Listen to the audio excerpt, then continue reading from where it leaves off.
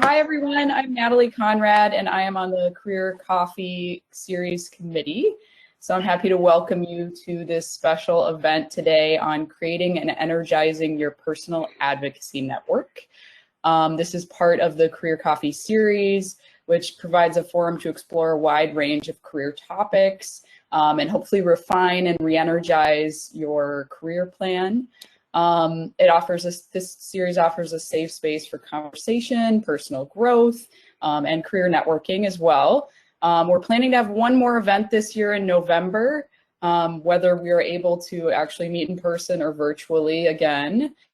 And with that, I'd like to introduce our two speakers or facilitators for today's discussion. That's Heather Cmiel, who is an APR and Global Marketing Communications Strategist at 3M Healthcare, and Joel Swanson, who's an APR, MACT, and a Strategic Connector and Fixer. So I'll let them get us started on this exciting discussion today.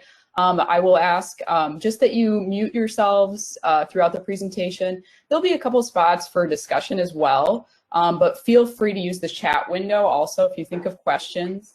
And then I think towards the end, we'll just open it up for Q&A as well. So thanks. Hi, everybody. Joel and I are really happy to be here. Obviously, as very extreme extroverts, we would much rather be meeting in person. But, I received the meeting notice from the room this morning that it was time to go to the room, and I was just sighed. I'm like, oh, nobody's going to show up to the room. Good, though. The commute was real nice and easy. So. But this is the next best thing to see everybody, at least on cameras.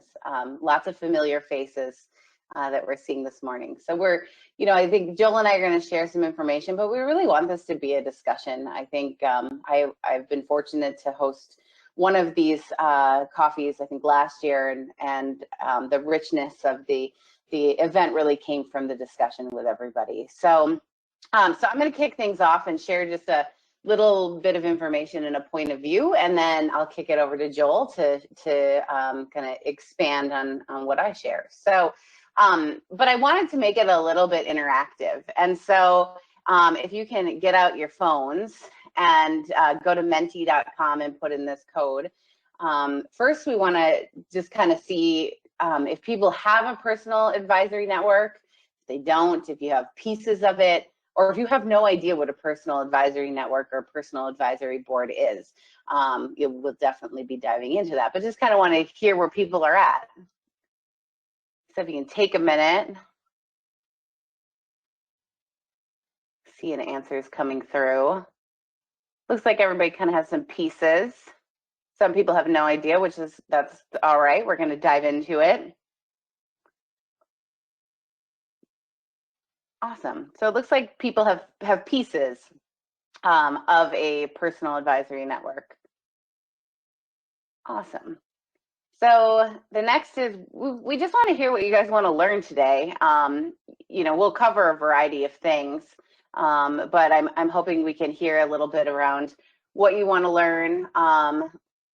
So, I think we want to hear where people are at. Obviously, with COVID, it's a really challenging time. We've heard of lots of job loss. I've been reached out to by a lot of people asking for support and help as far as, transitioning jobs. And I think it's becoming a really, unfortunately, an all too common scenario of what people are dealing with right now because of the market. So a pretty even split of what everybody's hoping to learn, Joel. So we're going to have to cover a lot of ground. So we'll definitely talk about what a personal advisory board or network is. We'll talk a little bit about how to build it. And then obviously, how do you network in a virtual environment, right? When everybody's at kind of a different level of where they want to be from a safety perspective when it comes to social distancing. And so how do you kind of build that network? And nurture that network in a virtual environment. And we'll talk a little bit about activating your network in a time of crisis, because I think there's definitely a lot of movement in the market, a lot of concern as far as jobs are going. And so how do you really connect with that network and find support in that network? So we're each going to kind of share a little bit of our perspective around what our personal advisory networks, advisory boards look like, and how we established them. So from my perspective, I have kind of 5 key roles as far as my personal advisory board is concerned. The first is that supporter. That's that sounding board. That's that person that you can vent with, laugh with, cry with. That shoulder to really kind of help you and support you through a variety of different challenges or successes that you have.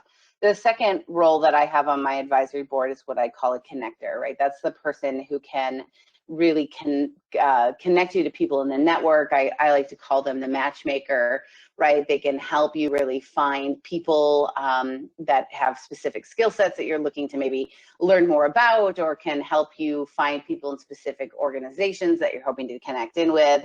The third role I have on my advisory board is a mentor. I call it my Yoda. That mentor is there to coach you, to really provide insight. And I think what's important to note is there's multiple people who play in these roles for me, and I think a lot of them have no idea they serve in these capacities for me. It's not like I say to my mentor, hey, did you know you're my mentor and you have that role on my advisory board? This is just kind of how I have it in my head of the different roles people play in my life. The other role, which I think is a really critical role, and it's one that can be a bit hard to swallow sometimes, but that is what I call the investigator. That's the person who's going to ask questions, who's going to hold up the mirror, who's going to, when you're dealing with something, really help you unpack it and maybe share some things you don't like to hear.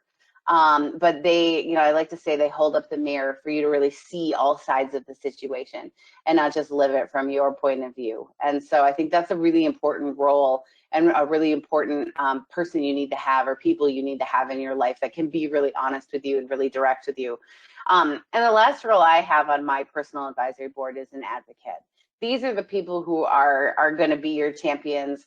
They're going to be the people that you can lean on when it comes to having opportunities and really, having those career moves that you potentially want to make, or they can be that resource as you start to really focus on making a career move, that they can speak on your behalf.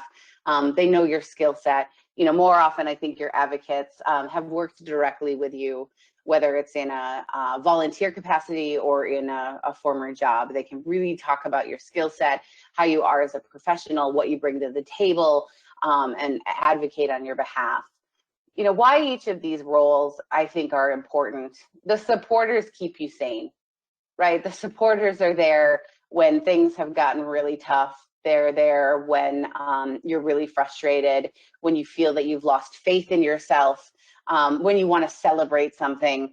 That supporter is really there to care for you. They're your friends. I think sometimes they're peers in your workplace, or they're just people you've met along your life journey. Obviously, the connector, right? They help you build a network. They help you connect into people that you maybe don't know, but you want to get to know. Those connectors are really essential as you continue to expand your network. I think they're really essential right now when it comes to the need for job transition, or when you're in the midst of a layoff situation. Mentors obviously help you learn. They bring to the table years of experience, lots of perspective. They can really help guide you and coach you. I think that investigator role really keeps you honest. It keeps you really questioning if the things that you're feeling are logical, or if the things you are feeling are reactionary. If you're thinking about making a career move, they can really help you explore that career move, and if that is the right career move for you. And then that advocate helps you advance, and they help you grow. We'll talk a little bit about how we've come to build these boards, but I think I'll let Joel talk a little bit about how his board is made up of, and kind of the role that those people serve in his life. So, Kara, if you want to switch the presenter, and I will stop sharing. All right, I'll try to start here, see if it works. Did it come up? Can you guys see it?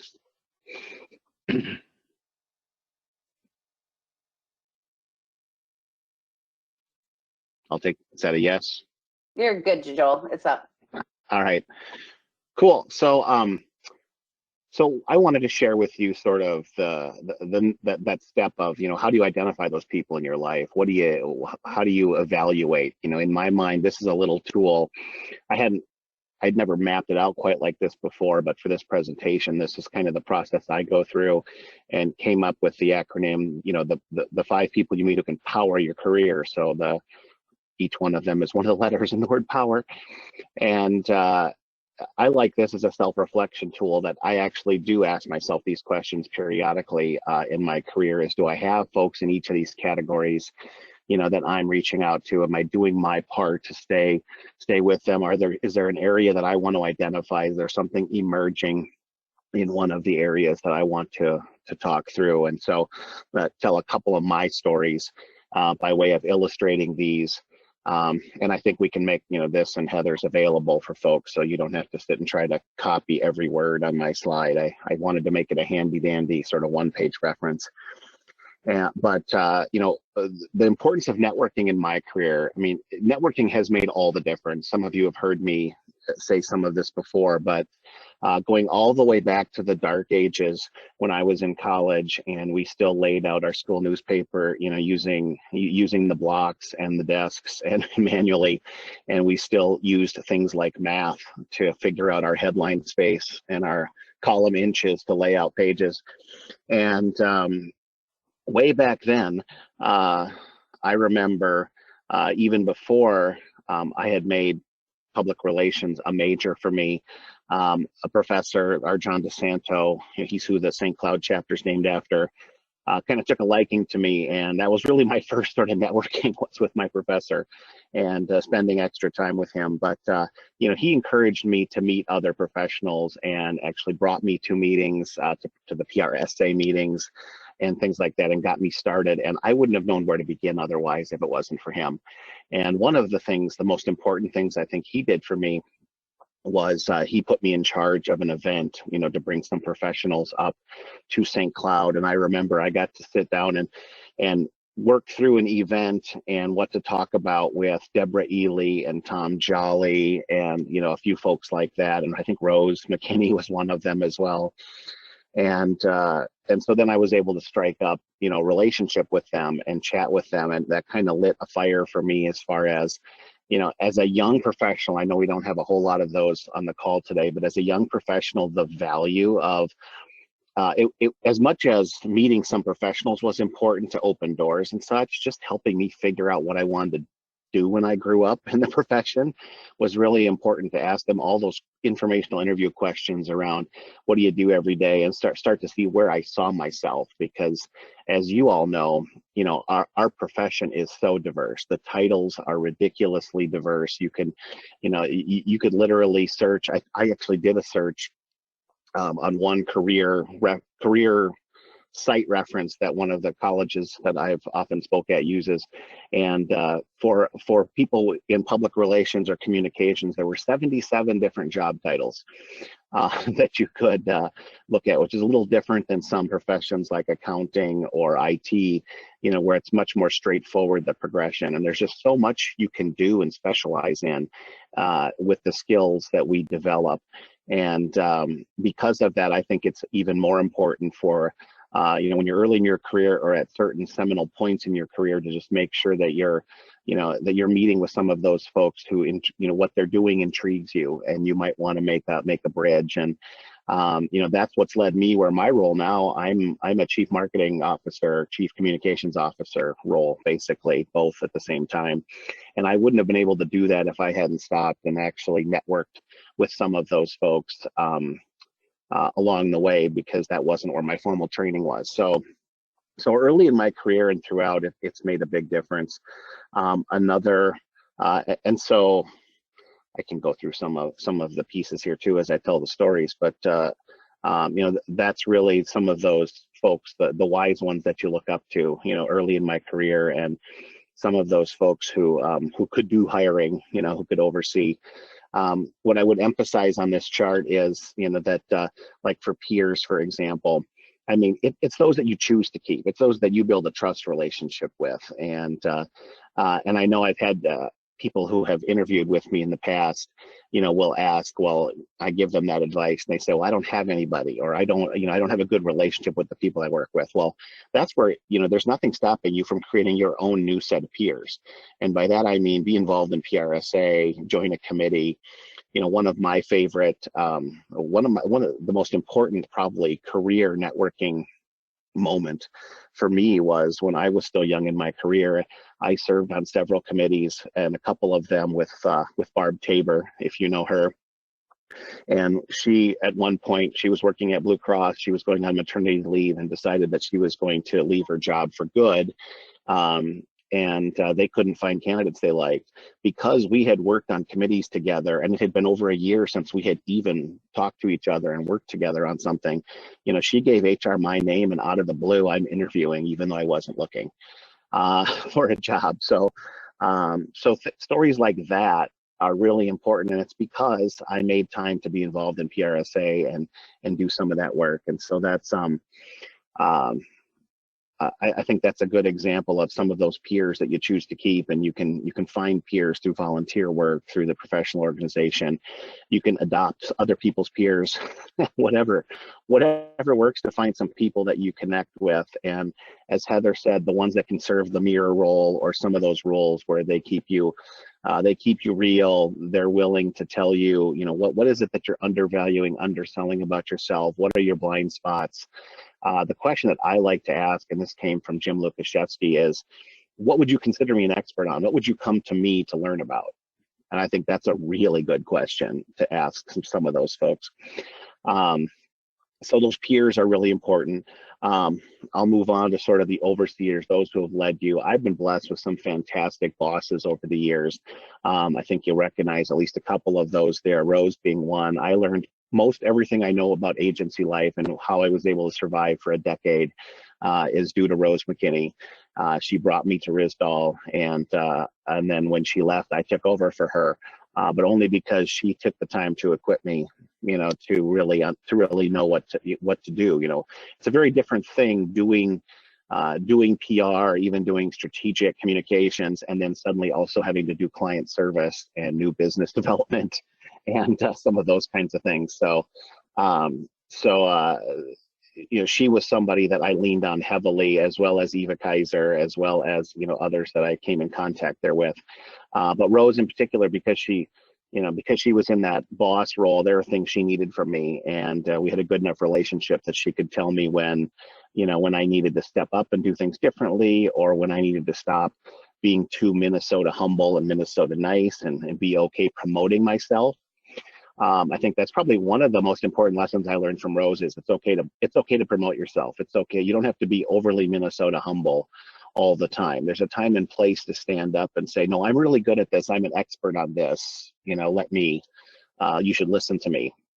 And I appreciate some of that. I'll let you guys read through sort of responsibilities to them and all of that. But I think what's really important with those overseers are, it takes a little courage to ask them to be those advisors for you, because that they know all about you. They know your strengths, they know your weaknesses. Sometimes that's a little bit awkward because we don't like having to face some of that and our weaknesses, but having that input can be really, really helpful throughout your career.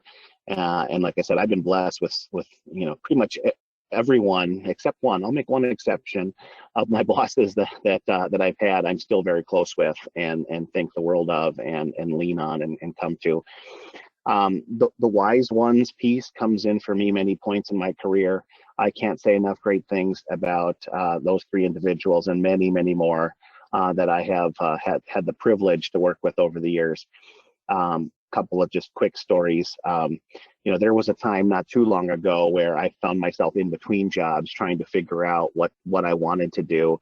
And those of you that have been displaced, not of your own choosing, can probably relate to this. But it's not fun, right? It's not energizing, or I can't wait for the next challenge. It is sort of gutting to the core of self-doubt and, am I marketable? Why am I getting so many rejection letters? What could I have done differently?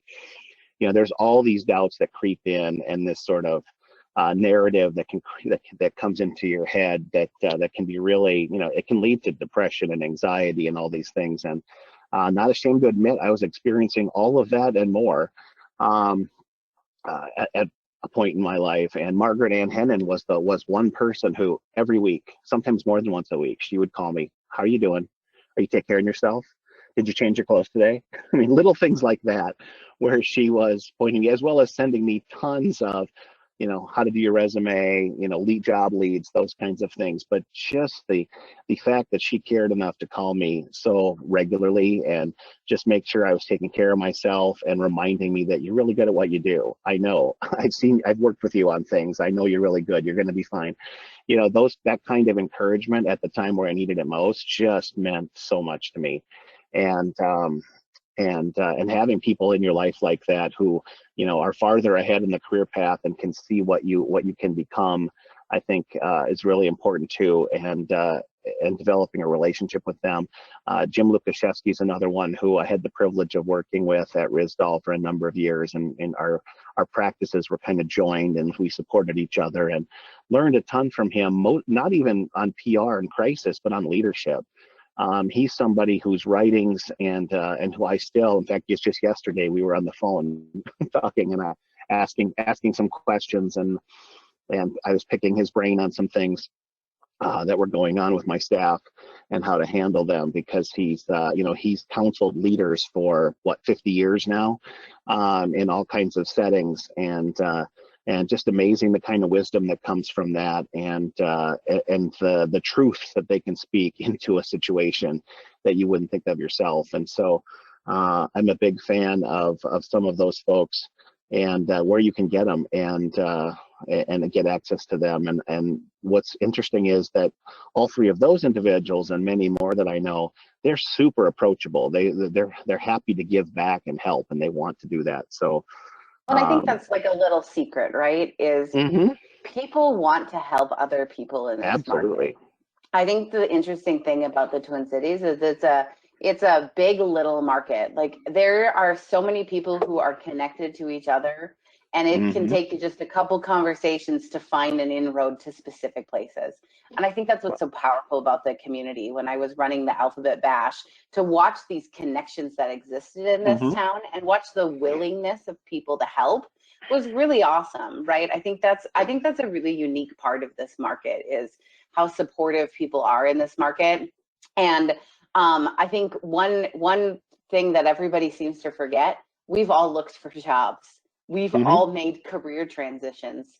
We've all been college graduates trying to find our first job, right? And I think sometimes people look at these professionals like Dave Hakinson, like Margaret Ann Hennon, and see these huge careers, and it's like they were college grads once too, trying to find that first job, or they were trying to make a transition into a company that was their dream job, right? And so I think keeping that sight line when you're reaching out to these people, and remember that they're just humans and they've all walked in those shoes as well, is super important. I think makes it a lot easier as you start to build that network. Absolutely. And I know PRSA, we used to do this Meet the Legends, sort of events and such. We still do some of those kinds of events where we're bringing in somebody who's, been at the pinnacle of their career. So those are ones where I highly recommend, interfacing with some of those folks. There's so many of them in this marketplace. I think, Heather, to your point, that people are open, but I think the other secret nationally is this market absolutely rocks when it comes to rock stars in the industry.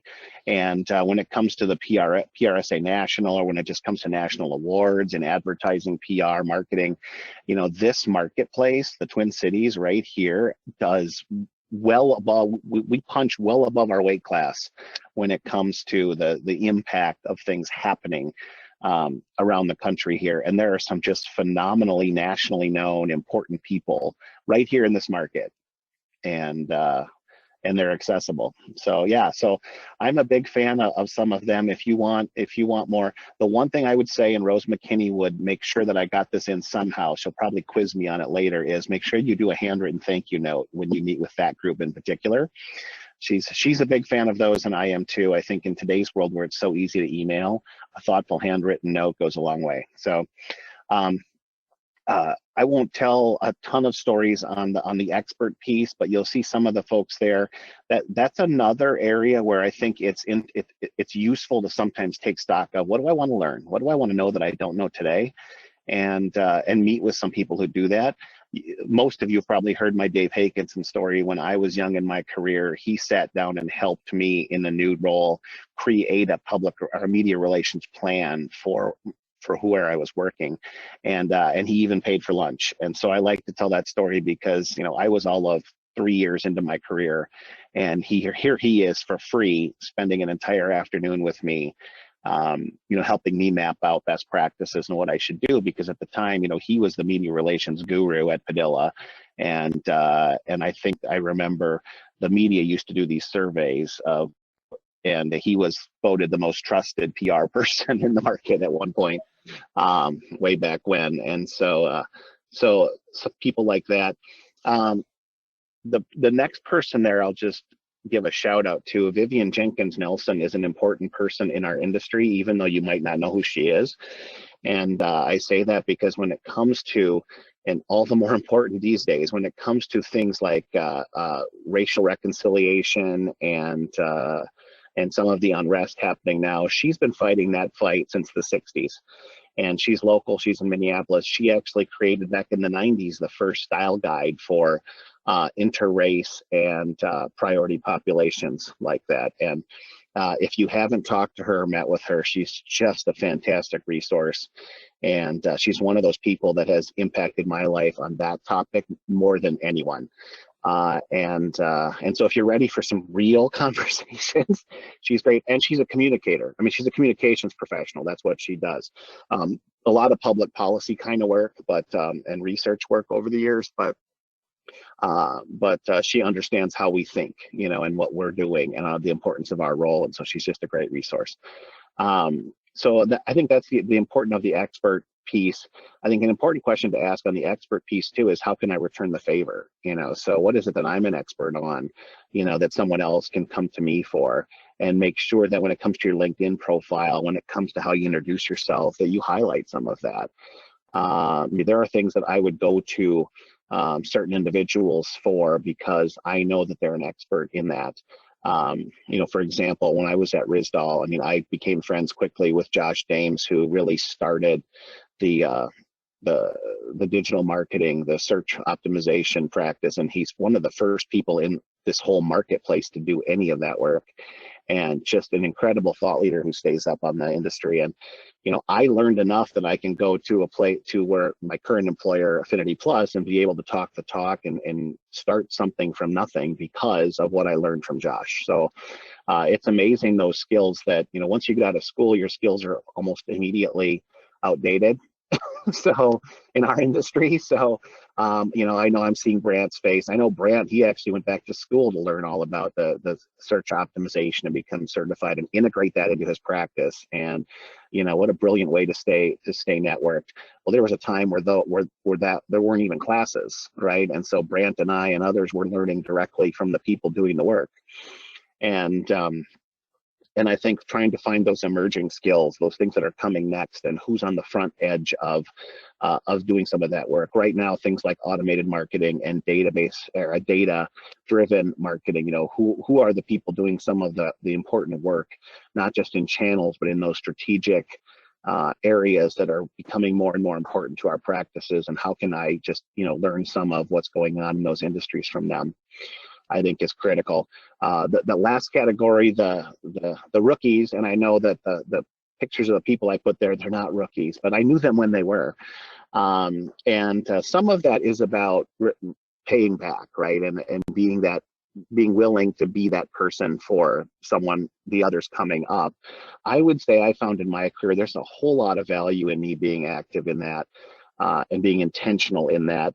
Some of it is talent. I have, because I've been able to mentor and I've even taught some, I tend to know some good candidates before I even post for an internship or an entry-level job, which is helpful, or even a mid-level job.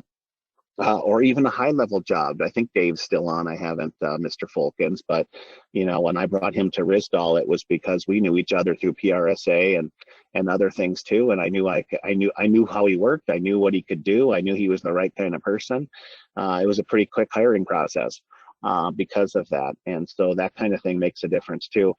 I think for me too, what's mentoring young folks, what you find is that you really, and not even if they're non-traditional, they don't have to be young anymore. They can just be young to the profession. But the thing that I have found that is really valuable is it forces me to crystallize my knowledge and what is it that I am an expert on? How can I help? What is the value I add to the industry, to the people that I'm interacting with? And when I'm talking to someone who's looking to learn from me, that all becomes clear. Well, why is it that they're sitting in front of me? Is it just because I have a job title, or is it because I have something meaningful, advice, wisdom, on how to find a job, on leadership, on networking, on whatever it is. And I think that that's another good way to do some reflection on, what is it that I'm standing for, and what is my legacy and reputation in the industry. Anyway, that's some stories around these 5 specific types of people that I seek in my life, to make sure that my career has, a well-rounded sort of engine pushing it along. So, and I think the one kind of commonality, right, is I think people don't even realize they have a personal advisory board, because thinking about this in this type of framework, right, is just a different way of thinking. But I think everybody on this call has mentors. Everyone on this call has a support system. Everyone on this call has people that they look up to who have advocated for them in their careers, right? And I think it's just, for me, it's really kind of mapping against a structure. So when I need to tap into that network, I can go with a much more specific ask. I was also laid off at one point in my career, and being able to tap into that network, but not waste their time and be really specific on, what support I was needing. In some of those conversations, I just needed to cry. In some of those conversations, I was hoping to get connected into a specific place, a specific company, and so I think having a framework enables you to pull the levers of that framework a whole lot easier, and be, networking, I think, in my opinion, is a mutually beneficial relationship. It's sometimes like a bank, right? Like you're sometimes putting a lot of investment into it, and you're sometimes taking a lot out of it. But I think it's about this shared commitment of, if that network reaches out to you, it's time for you to support it in any way possible. You have to be ready to make the investment and put in the time. Right now I have lots of people reaching out to me, seeking jobs. And, I think, number one, that's really amazing for people to be that vulnerable, because it's a scary time when you're unexpectedly laid off, right? It's particularly when you have a mortgage to pay, you have kids going to college. How do you're panicked, and how do you not let that panic show? And how do you reach out and activate that network in a way that's really meaningful? I think, number one, be honest. I've had several people to say I was laid off from my job, particularly now. I think everybody understands what's going on in the market. I think having an email show up in your inbox of, hey, my job was eliminated because of COVID issues. And I think we all understand, right? So be honest, be transparent, and share what you need. I think it's hard for someone to help you when it's like, well, who do you know? Versus, hey, I saw a job at 3M. Who do you know in that division? Can you connect me with someone to that division? I'm really interested in that job. Or, hey, I saw you were connected to this person at General Mills. How well do you know them? Would you be willing to make an introduction, right? That's really a different ask than, hey, I got laid off, can you help me? you know, and I'm curious from this team's, this group's perspective, where have you pulled levers of your network to help either make that job transition or coach you through something? And do you see yourself really having that personal advisory board now that we've kind of laid out our perspectives of what that looks like? I'd be really curious to hear from some of you.